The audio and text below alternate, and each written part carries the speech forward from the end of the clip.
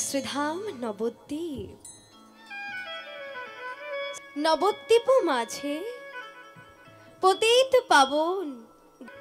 পাবন শ্রী গৌরাঙ্গ সুন্দর আমার, যার প্রতি দণ্ডে দণ্ডে তিলে পলে, শুধু তিলে পলে নয়, প্রতি পলে পলে যার ভাবের গতি, সেই হচ্ছে আমার ভাবের গোড়া, আমার প্রেমের গোড়া।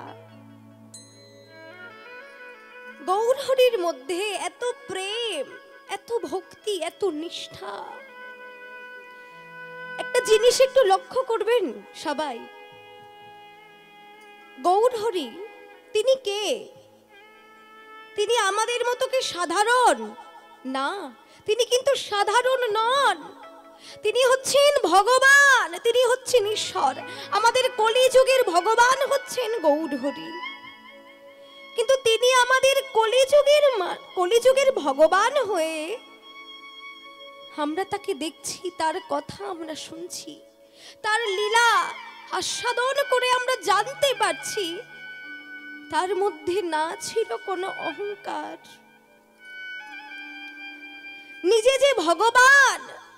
নিজে ভগবান হয়ে এই কলিযুগের মাটিতে, এই ধুলায় গড়াগড়ি দিয়ে হা কৃষ্ণ হা রাধে বলতে বলতে তিনি হরিনাম বিতরণ করেছেন। এই সংকীর্তন তিনি কলিজীবের ঘরে ঘরে দাঁড়ে দাঁড়ে নাম পৌঁছে দিয়েছেন। সেই গৌরহরি আমার আজ শ্রীধাম নবদ্বীপে শ্রীবাস অঙ্গনে, শ্রীবাস পণ্ডিতের অঙ্গনের এক পাশে বসে বসে গৌরহরি আমার কাছেন। তাহলে গৌরহরি যে ভগবান, তার কি কোনো কিছুর অভাব আছে মা? অভাব তো আছে আমাদের, তাই না? আমাদের মতো সাধারণ জীবের থাকতে পারে অভাব, কিন্তু আমার গৌরহরি তিনি তো পতিত পাবন। তিনি আমাদের মতো পতিতকে উদ্ধারের জন্য তিনি ধরাধামে এসেছেন। যিনি আমাদেরকে এত কিছু দিচ্ছেন, তার আবার কিসের অভাব থাকতে পারে? তার তো কোনো অভাব থাকতে পারে না, তবুও তিনি কাঁদছেন কেন? কারণ তিনি রাধা কৃষ্ণ দুটি ভাবে বিভাবিত হয়ে কাঁদছেন। এই দুটি ভাব, রাধা আর কৃষ্ণ দুটি ভাবে বিভাবিত হয়ে কাঁদবার তাৎপর্য কি? না, চৈতন্য চরিতামৃতে কৃষ্ণদাস কবিরাজ গোস্বামী বললেন, লাদিনীর সার প্রেম, প্রেমের সার ভাব, ভাবের পরম কাষ্ঠা নাম মহাভাব। সেই মহাভাব স্বরূপিনী আমার রাধা ঠাকুরানী, অতএব সর্বগুণ খনি কৃষ্ণ কান্তা শিরোমণি। এই যে এত কিছু আমরা জানবো কি করে? এ কি সহজে জানা যাবে? সহজে কিন্তু জানা যাবে না। আমার গৌরহরির ভাব, এই যে কাঁদছেন, কখনো হাসছেন, কখনো কৃষ্ণ বলে কাঁদছেন। আমরা কখনো কাউকে হাসতে দেখি, কখন আমরা সহজে কাকে কি বলি? পাগল, পাগল হয়ে গেছে। কখনো হাসছে, কখনো কাঁদছে। এমন ভাব দেখলে আমরা তাকে পাগল বলি, তো পাগল বলে সম্বোধন করি। কিন্তু আমার গৌরহরি কি পাগল? না, তিনি তো পাগল নন। তাহলে তিনি কেন কাঁদছেন? এই যে ভাব, এই ভাব বুঝতে পারে কে? না, গৌরহরির ভাব, ভাব তারাই তো বোঝে গো, তারাই তো বোঝে গো, ভাব তারাই তো বোঝে গো। গুরু যাকে বোঝাইছে তারাই বোঝে। তাহলে গুরুকে, আমরা যে কলিকালের মানুষ, গুরুটাকে, আমরা কলিযুগের মানুষ, আমরা যে গুরুকে ভজনা করব, তাই তো? দেখুন, এখন কিন্তু অধিকাংশ মানুষ দীক্ষা গ্রহণ করছে, গুরুচরণে আশ্রয় গ্রহণ করছে। কিন্তু কেন? এই গুরুচরণে আশ্রয় গ্রহণ করে তাদের লাভটা কি হচ্ছে? লাভ কি আদৌ আছে? মায়েরা, গুরুচরণে আশ্রয় গ্রহণ করে লাভটা কি আদৌ আছে? অবশ্যই লাভ আছে। কারণ আমরা কলিযুগের মানুষ, আমাদের গুরুকে ভজনা করা অবশ্যই উচিত। লীলা কীর্তন শ্রবণের পাশাপাশি এগুলো আমাদের জানতে হবে। আমরা আস্তে আস্তে সব কিছুই জানবো, এগুলো আমাদের জানতে হবে, তাই না?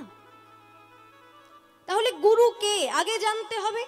গুরুকে কেন আমরা তার কাছে যাব না? গুরু মাত্র দুটি শব্দ, গুকার সকার সাত রুকার তেজোচ্চতে। গুকার প্রথম বর্ণ মায়াদি গুণ ভাষ, রুকার দ্বিতীয় ব্রহ্ম মায়া ভ্রান্তি বিমোচ। অর্থাৎ গু মানে হচ্ছে অন্ধকার, আর রু মানে হচ্ছে তেজ বা আলো। এই জগৎ সংসারে গুরুদেবের কি কাজ?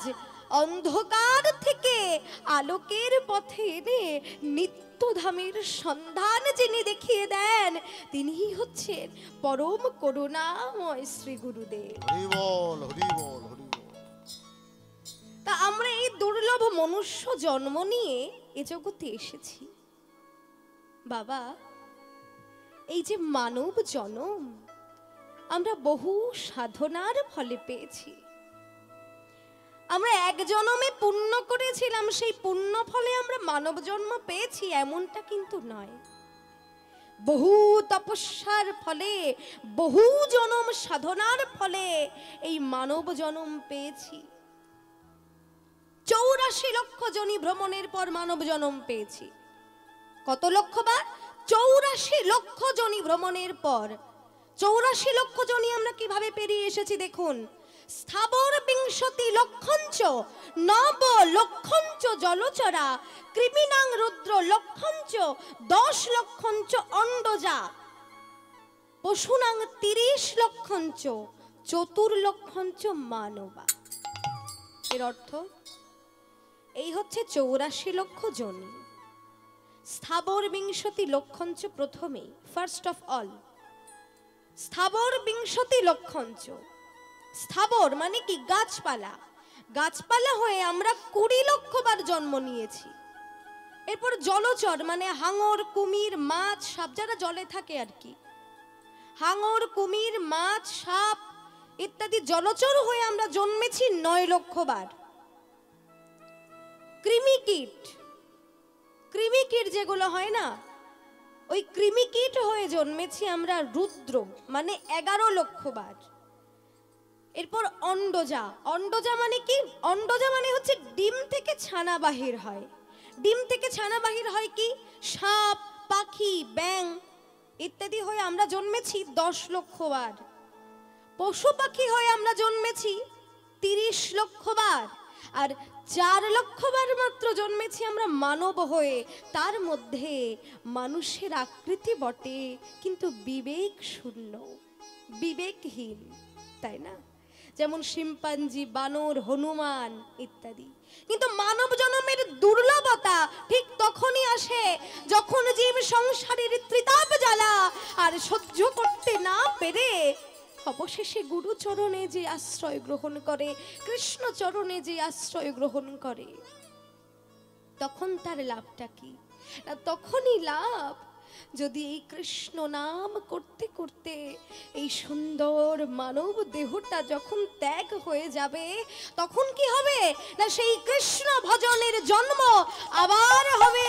নিতাই গৌর হরি হরি বল, হরি বল, হরি বল। এই জন্য কৃষ্ণ নাম করা আমাদের অবশ্যই উচিত। কেননা আমাদের পরপারে যাওয়ার একমাত্র সম্বলই হচ্ছে হরিনাম, কৃষ্ণ নাম। তাই আসুন আমরা সকলে মিলে সেই হরি নামে ব্রতী হই। আসুন সবাই মিলে একত্রে আমরা গাইব কৃষ্ণ নাম। সবাই মিলে একটু আমার সঙ্গে গাইবেন। আর মায়েদেরকে তো আমি দেখতে পাচ্ছি না, কারণ অন্ধকারের মধ্যে তো। একটু সবাই হাতগুলো তুলবেন, তাহলে আমি দেখতে পাবো, নইলে কাউকে আমি দেখতে পাচ্ছি না। হ্যাঁ, এবার ঠিক আছে। একটু হাতগুলো তুলুন তো মায়েরা, বাবারা। বাবা হরি বল, হরি বল। তোমরা কৃষ্ণ কৃষ্ণ বলো মুখে, তোমরা কৃষ্ণ কৃষ্ণ বলো মুখে, তোমরা কৃষ্ণ কৃষ্ণ বলো মুখে, তোমরা কৃষ্ণ কৃষ্ণ বলো মুখে, তোমরা কৃষ্ণ কৃষ্ণ বলো মুখে, তোমরা তোমরা কৃষ্ণ কৃষ্ণ বলো মুখে। নামে বুক ভরে যায় অভাব মিটায়, নামে বুক ভরে যায় অভাব মিটায়। নামে বুক ভরে যায় অভাব মিটায়, নামে বুক ভরে যায় অভাব মিটায়। স্বভাব জাগায় মহাসুখে, নামে বুক ভরে যায় অভাব মিটায়। স্বভাব জাগায় মহা সুখে। নামে বুক ভরে যায় অভাব মেটায়, স্বভাব জাগায় মহাসুখে। তোমরা কৃষ্ণ কৃষ্ণ বলো মুখে। তোমরা কৃষ্ণ কৃষ্ণ বলো মুখে। তোমরা কৃষ্ণ কৃষ্ণ বলো মুখে। তোমরা কৃষ্ণ কৃষ্ণ বলো মুখে, তোমরা কৃষ্ণ কৃষ্ণ বলো মুখে। अच्युतं केशवं कृष्ण दामोदरं रामनारायणं जानकी वल्लभम्। अच्युतं केशवं कृष्ण दामोदरं रामनारायणं जानकी वल्लभ। अच्युतं केशवं कृष्ण दामोदरं रामनारायणं जानकी वल्लभम्। अच्युतं केशवं कृष्ण दामोदरं रामनारायणं जानकी वल्लभम्। हरि बोल।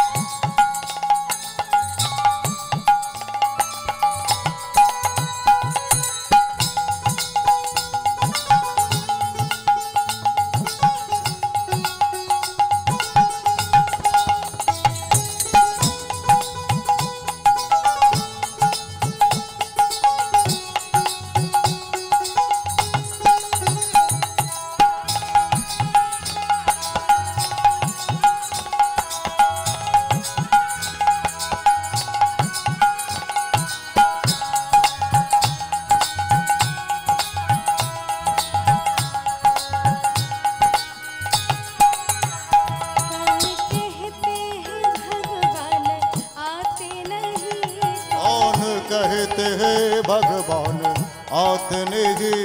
कौन कहते हैं भगवान आते नहीं, कौन कहते हैं भगवान आते नहीं। तुम मीरा के जैसे बुलाते नहीं, तुम मीरा के जैसे बुलाते नहीं। अच्युतं केशवं कृष्ण दामोदरं अच्युतं केशवं कृष्ण दामोदरं रामनारायणं जानकी वल्लभं, रामनारायणं जानकी वल्लभम्। कृष्ण गोविंद गोपाल गाते चलो, कृष्ण गोविंद गोपाल गाते चलो। कृष्ण गोविंद गोपाल गाते चलो, कृष्ण गोविंद गोपाल गाते चलो। नाम जपते चलो काम करते चलो, नाम जपते चलो, काम करते चलो। नाम जपते चलो काम करते चलो, नाम जपते चलो काम करते चलो। गोविंद बोलो हरि गोपाल बोलो, गोविंद बोलो हरि गोपाल बोलो। गोविंद बोलो हरि गोपाल बोलो। गोविंद बोलो हरि गोपाल बोलो, गोविंद बोलो हरि गोपाल बोलो। गोविंद बोलो हरि गोपाल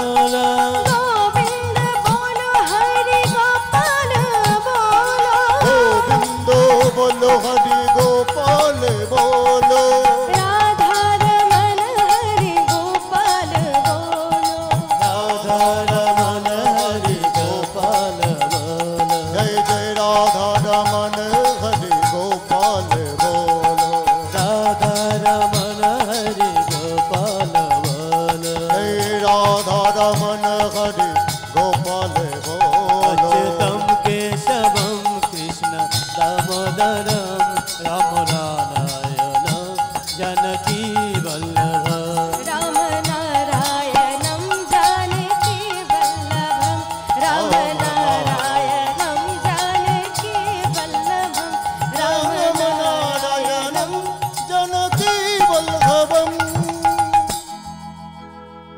আজ গৌরহরি আমার ভক্তের জন্য নামের ডালি মাথায় নিয়ে শ্রীধাম নবদ্বীপে সমুদ্ভাসিত হলেন। এবার বলি, আরে মোর গৌরাঙ্গ চাঁদ অখিল জীবের মন লোচন ফাঁদ। কোন এক নাগরী বললেন, হ্যাঁ গো, গোড়ারূপের নাকি ফাঁদ পেতেছি। তা শোনো, শুধু ওই ফাঁদ পাতলেই না পাখি ধরা যায় না। পাখি ধরতে হলে তাহাতে 4 রূপ খাবার আগে দিতে হয়, তারপর পাখি সেই চারের আশায় ফাঁদে এসে ধরা পড়ে। তা তখন এই লীলা দর্শন করে কৃষ্ণদাস কবিরাজ গোস্বামী চৈতন্য চরিতামৃতে তিনি বর্ণনা করলেন, অদ্যাবধি সেই লীলা করেন গোড়া রায়, কোন কোন ভাগ্যবান তারা দেখিবারে পায়। এ জগতে ভাগ্যবান কারা? তিনি যে বললেন অদ্যাবধি সেই লীলা করেন গোড়া রায়, আমার গৌরহরি লীলা করে যাচ্ছেন নিয়মিত, কিন্তু সেই লীলা সহজে কিন্তু কেউ বুঝতে পারবে না। বুঝতে পারবে কারা? রসিক ভক্ত যারা, তারাই বুঝতে পারবে। জগতে যারা ভাগ্যবান, যারা রসিক ভক্ত, তারাই বুঝতে পারবে আমার গৌরহরির ভাব, তার লীলা। এই জগতে প্রশ্ন আসতে পারে যে তুমি যে বললে গৌরহরির লীলা ভাগ্যবান ভাগ্যবতীরা বুঝতে পারে, তাহলে এ জগতে ভাগ্যবান কারা? না, এ জগতে তারাই হচ্ছেন প্রকৃত ভাগ্যবান যারা আমার শ্রী গুরু কৃপা লাভ করেছে। ব্রহ্মাণ্ড ভ্রমিতে কোন ভাগ্যবান জীব গুরু কৃষ্ণ প্রসাদে পায় ভক্তি লতা বীজ। মালি হইয়া সেই বীজ করে আরোপণ, শ্রবণ কীর্তন জলে তাহা করয়ে সিঞ্চন। অর্থাৎ যদি কোনো ভক্ত, অকিঞ্চন ভক্ত, রসিক ভক্ত, যদি তারা কোনো শুভ দিনে, শুভ ক্ষণে, শুভ লগ্নে গুরুচরণে একবার আশ্রয় গ্রহণ করে, ওই গুরুচরণে আশ্রয় গ্রহণ করবার পরে যখন গুরুদেব তার কর্ণমূলে কৃষ্ণ নাম প্রদান করে, সেই দিন হতে তার ভক্তি আর প্রেমের জন্ম হয়। অর্থাৎ ভক্তিলতা বীজ বপন করে বীজ সহস্রারে অর্থাৎ পরব্রহ্ম প্রাপ্ত হয়। তাই এই জগতে গুরুদেবই হচ্ছেন মালি। আমাদের হৃদয় ক্ষেত্রে ভক্তির বীজ, প্রেমের বীজটা রোপণ করেন গুরুদেব। প্রেম বলতে কোন প্রেম? এ জগতে যে এখনকার প্রেম চলছে, এই প্রেম এখন তো শুনতে পাচ্ছি এখনকার ছেলে মেয়েরা প্রেম করছে। এই প্রেম কি? দুদিনের ভালো লাগা, অ্যাট্রাকশন। এটা প্রেম নয়, এটা পিওর লাভ নয়, এটা হচ্ছে ভালো লাগা, এটা চোখের নেশা। প্রেম যদি করতে পারেন তাহলে একমাত্র করবেন গোবিন্দের সঙ্গে, শ্রী গুরুদেবের সঙ্গে, তাহলে তাকে আর কষ্ট পেতে হবে না। ভালোবাসতে হলে আগে সেই দুটো চরণকে ভালোবাসবেন, আমার গোবিন্দের 2 রাঙা চরণ।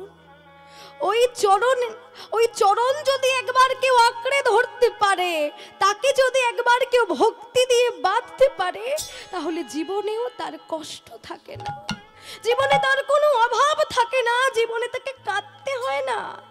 এখনকার ভালোবাসায় তো কাঁদতে হয়, ভালোবাসা করলেই কাঁদতে হবে, কিন্তু গোবিন্দের সঙ্গে ভালোবাসা করলে কখনো কাঁদতে হবে না।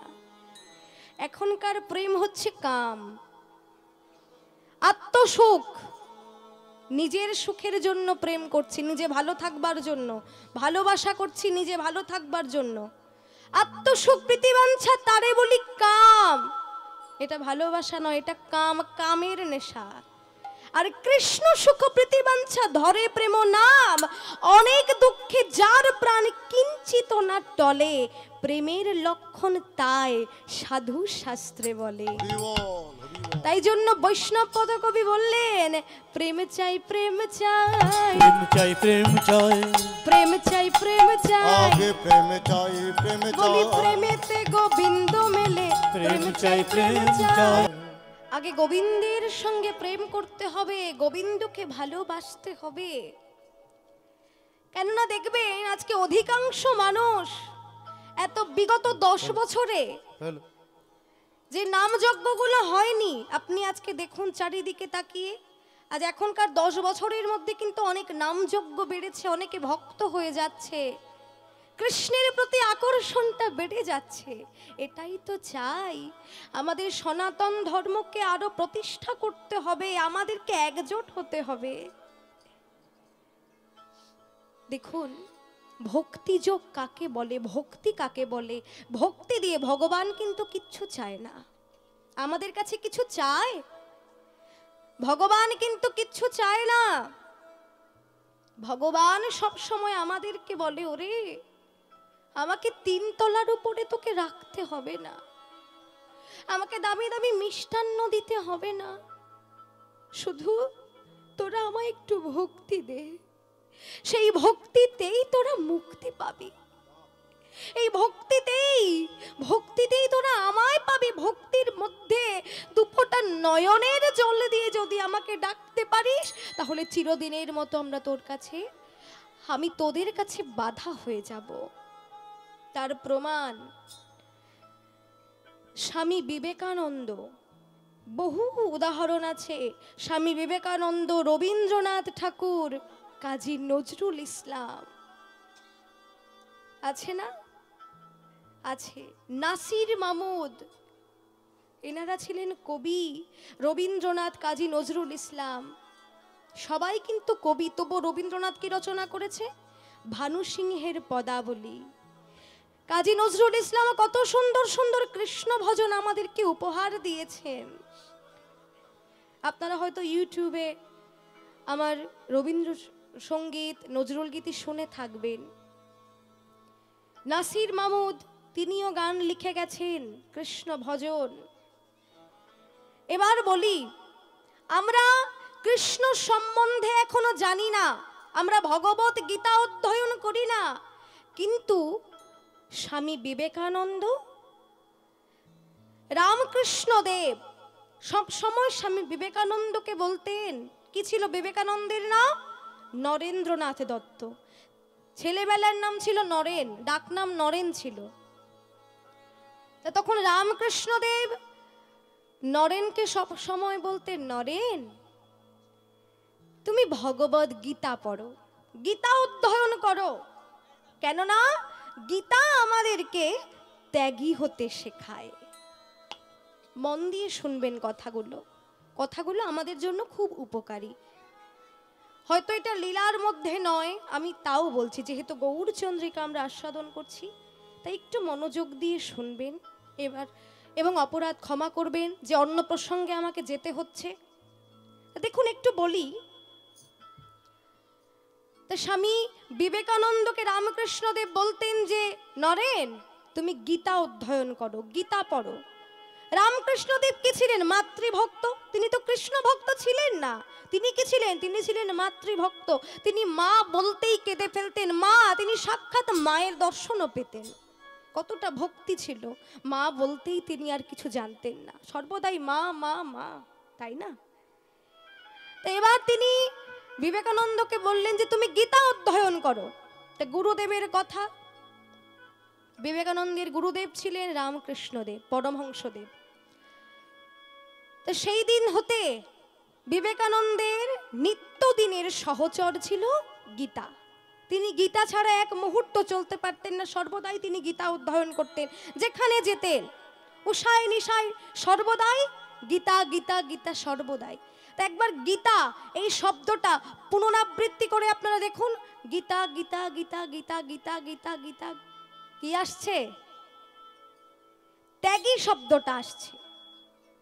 ত্যাগী শব্দ আসছে না? গীতা গীতা গীতা গীতা গীতা গীতা, ত্যাগী শব্দটা আসছে। গীতা আমাদেরকে ত্যাগী হতে শেখায়, এটাই তিনি বোঝালেন।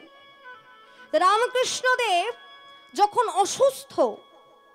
অসুস্থ অবস্থায় তিনি শয়নে আছেন, এমন সময় তার শিয়র দেশে অর্থাৎ মাথার পাশে তার বহু শিষ্যের সমাগম হয়েছে। সকলে দাঁড়িয়ে আছে, কেউ রামকৃষ্ণদেবের পাশে বসে আছে। তো ডাক্তার এসেছেন। ডাক্তার এসে তখন ওনাকে দেখে বললেন যে খুব কঠিন ব্যাধিতে আক্রান্ত হয়েছেন রামকৃষ্ণদেব।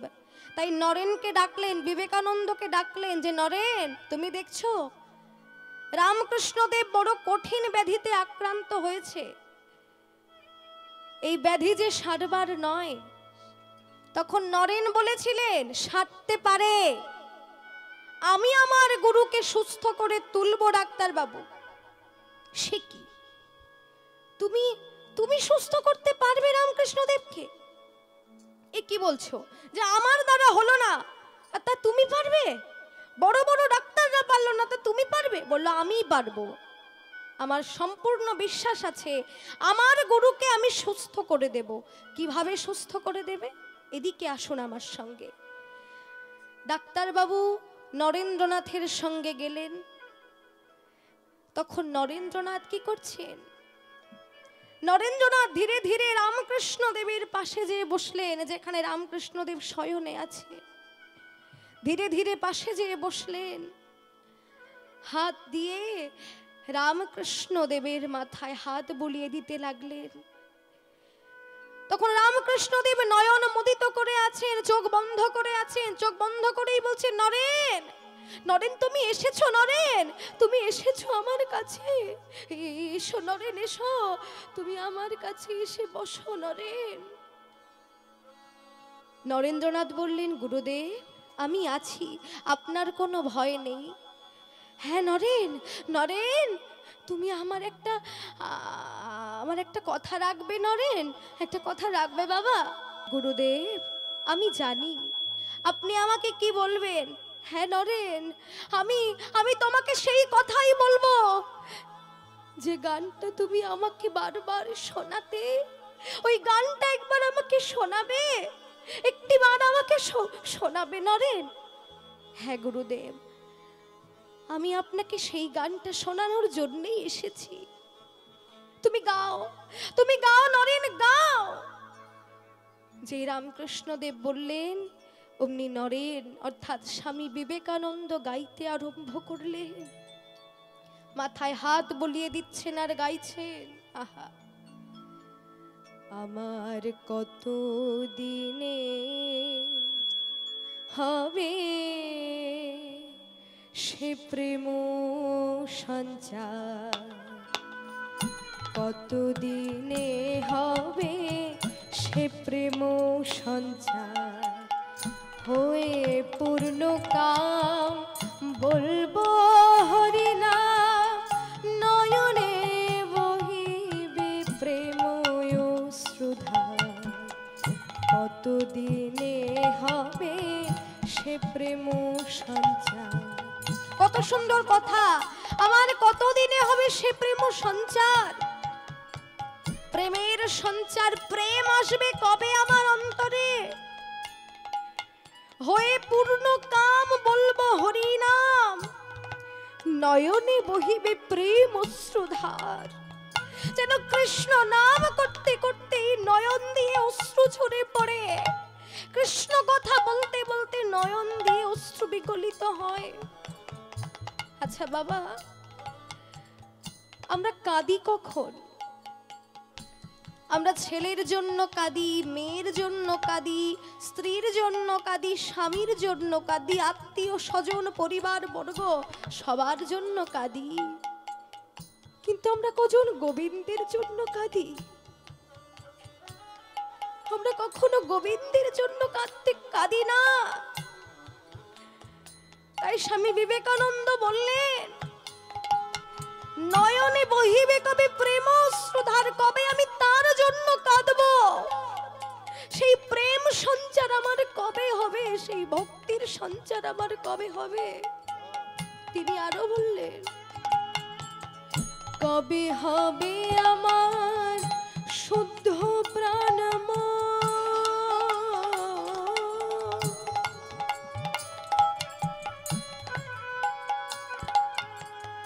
কবে হবে আমার শুদ্ধ প্রাণময়, কবে যাব আমি প্রেমের বৃন্দাবন, কবে হবে আমার শুদ্ধ প্রাণময়।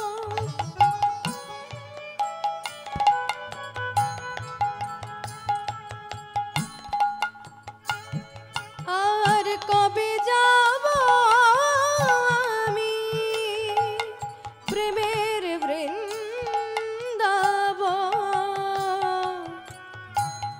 আহা, সংসার বন্ধন হইবে মোচন, জ্ঞানাঞ্জনে যাবে লোচন আধার, আমার কতদিনে হবে সে প্রেম সঞ্চার, হয়ে পূর্ণকাম বলবো হরিনাম, নয়নে বহিবে প্রেম শ্রুধার, কতদিনে হবে সে প্রেম সঞ্চার, কতদিনে হবে সে প্রেম সঞ্চার।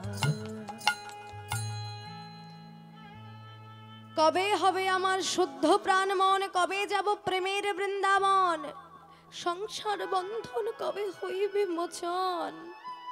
এই সংসারে আমি আর থাকতে চাই না, এই সংসার আমাকে সেই আরাধ্য দেবতার কাছে যেতে দিচ্ছে না।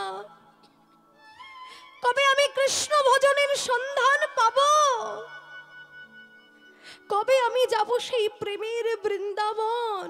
এই সংসার, এই সংসারের বন্ধন যে আমাকে টেনে ধরে আছে, না তোকে আমি যেতে দেব না, তুই এই সংসারেই থাকবি, তোকে আমি যেতেই দেব না।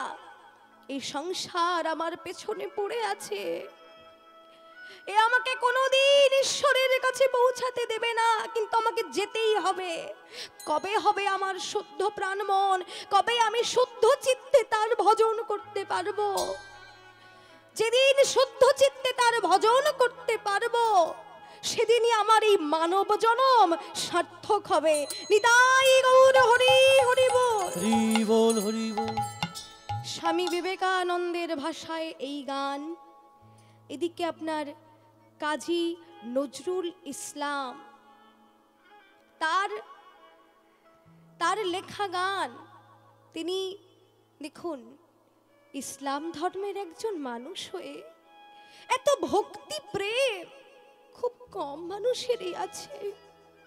তার গানের প্রতিটা কথা কত সুন্দর। হে গোবিন্দ রাখো চরণে, তার মধ্যে কি এমন ভক্তি প্রেমের উদ্ভব হয়েছিল যে তিনি এই গানটি লিখেছেন। আরো গান আছে, বহু অজস্র অজস্র গান তিনি রচনা করেছেন। যেমন তার মধ্যে আহা, সখী সে হরি কেমন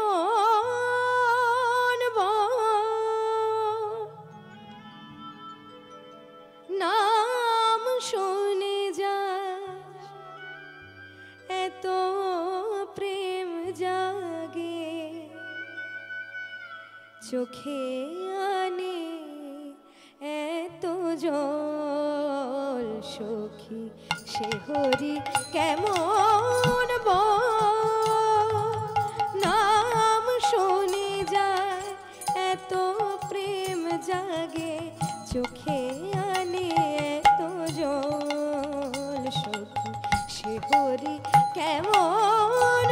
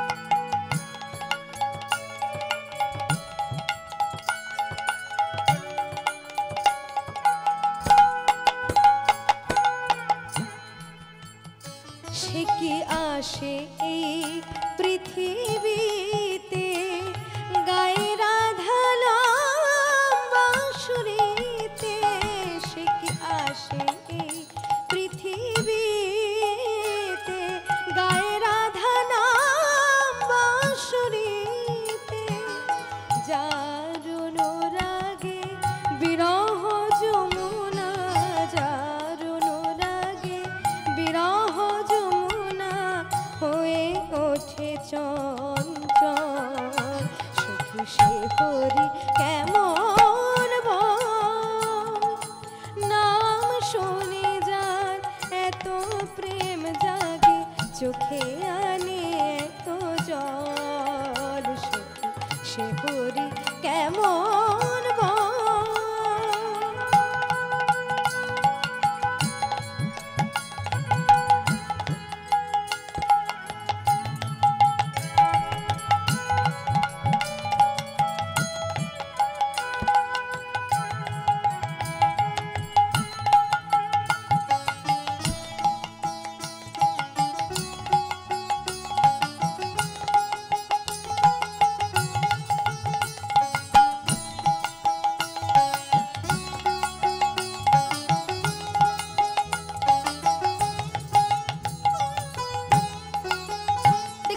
গানগুলো কাজী নজরুল ইসলাম আমাদেরকে উপহার দিয়েছে, তিনি প্রণম্য, তাকে প্রণাম জানাই।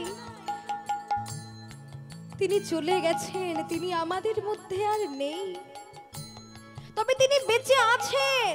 কোথায়? এই যে গানের মধ্যে তিনি বেঁচে আছেন। এখনো যে আমরা এই গানগুলো গাইছি, তার লেখা গান, তার রচিত এই যে গান, এই গানের মধ্যেই তিনি বেঁচে থাকবেন। কত সুন্দর তিনি লিখে গেলেন। সে কি আসে এই পৃথিবীতে, গায়ে রাধা নাম বাঁশরীতে। শুনেছি তার বাঁশিতে, তার বাঁশি নাকি রাধা রাধা গান গায়। তো এখনো কি তিনি আসেন এই পৃথিবীতে গায়ে রাধা নাম বাঁশরীতে? যার অনুরাগে ওই বিরহ যমুনাও হয়ে ওঠে চঞ্চল, সুখী সে হরি কেমন বল। আবার বললেন,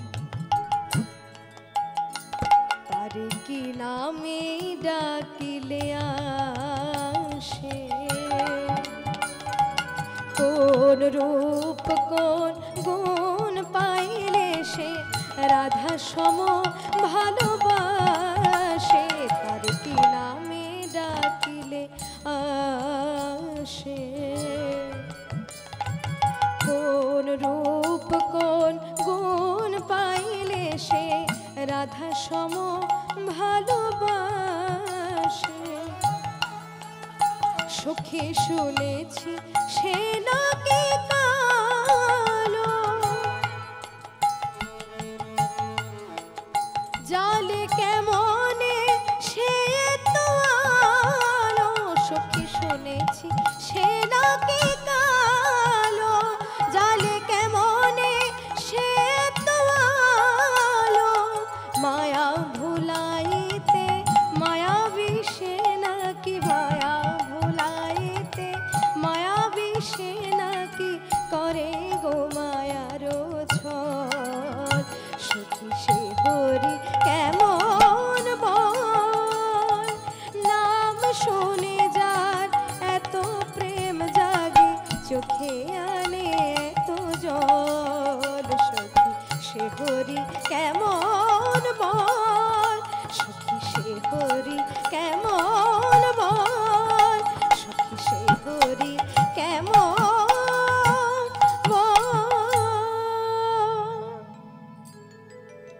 জয় নিতাই, জয় গৌর। একটু অন্য প্রসঙ্গে চলে গেলাম, তার জন্য আমি ক্ষমা চাইছি সকলের কাছে, কিন্তু এগুলো আমাদের জানতে হবে। কীর্তন গাইছি, কীর্তন আমরা শুনছি, কিন্তু কীর্তনের আসল মানেই আমরা জানি না। কীর্তন কি? কীর্তন কাকে বলে? শুধু ওপারাতে কীর্তন হচ্ছে, চলো যাই শুনে আসি। কীর্তন শুনে কিছু সময় পরে চলো খেয়ে দিয়ে বাড়ি যাই, ঘুমিয়ে পড়ি। কীর্তনের আসল অর্থ, আসল ব্যাখ্যা কি আমরা জানি? জানি না। একটু আগে যিনি আমার ভালো লাগছে, খুব ভালো লাগছে আমার, যে আমার জন্য কবিতা আবৃত্তি করলেন একজন, আমার খুব ভালো লাগলো কবিতাটা, ওনাকে অসংখ্য ধন্যবাদ জানাই। তো উনি যে জিনিসটা বললেন, যে এই বৈষ্ণব পদাবলী, এই পদাবলীটা হারিয়ে ফেলছি আমরা। কীর্তন, কীর্তন সম্পূর্ণ হবে কিসে? এই বৈষ্ণব পদাবলীর জন্যই। পদাবলীতে পদ না থাকলে, পদ না থাকলে কোনোদিন পদাবলী হয় না। তা কীর্তন কাকে বলে? শৃখল, করতাল ও সুর সংযোগে ভগবানের যে কীর্তি গুণ কথা শোনা বা জানা যায় তাকেই বলে কীর্তন। আর পদাবলী কীর্তন কাকে বলে? মহাজনের পদ অবলম্বনে যে কীর্তন করা হয় তাকেই বলে পদাবলী কীর্তন। রবীন্দ্রনাথ ঠাকুর বৈষ্ণব পদাবলীর অনুকরণে পদাবলী রচনা করে গেছেন, বহু পদাবলী। তা দেখুন, এগুলো আমাদেরকে জানতে হবে, কীর্তনকে জানতে হবে। কীর্তন আগে জানবো, তারপরে কীর্তন শুনবো, তাই না? আমরা সবাই এসেছি মহাপ্রভুর গুণ কীর্তন, রাধা গোবিন্দের লীলা কীর্তন শ্রবণ করবার জন্য। কেউ চঞ্চল হবেন না, এক মনে রাধা গোবিন্দের লীলা রস আস্বাদন করবে। এই রূপে উদ্ধারিল সব নর নারী, আরে এই রূপে উদ্ধারিল সব নর নারী, এই রূপে উদ্ধারিল সব নর নারী, আর এই রূপে উদ্ধারিল সব নর নারী। এ রাধা মোহনে কহে না হলো আমারি, এ রাধার মোহন দাসে না হলো আমারি, এ রাধা মোহনে কহে না হলো আমারি, রাধা মোহনে কহে না হলো আমারে। আমার হলো না, হলো না, আমার হলো না, হলো না, আমার হলো না, হলো না, আমার হলো না, হলো না। শ্রী গৌরাঙ্গ ভজন আমার হলো না, হলো না, শ্রী গৌরাঙ্গ ভজন আমার আমার, যাওয়া আসা সার হলো, শ্রী গৌরাঙ্গ ভজন আমার আমার, যাওয়া আসা সার হলো, শ্রী গৌরাঙ্গ ভজন আমার আমার, যাওয়া আসা সার হলো, শ্রী গৌরাঙ্গ ভজন আমার আমার, যাওয়া আসা সার হলো। শ্রী গৌরাঙ্গ ভজন আমার, আমার হলো না, হলো না।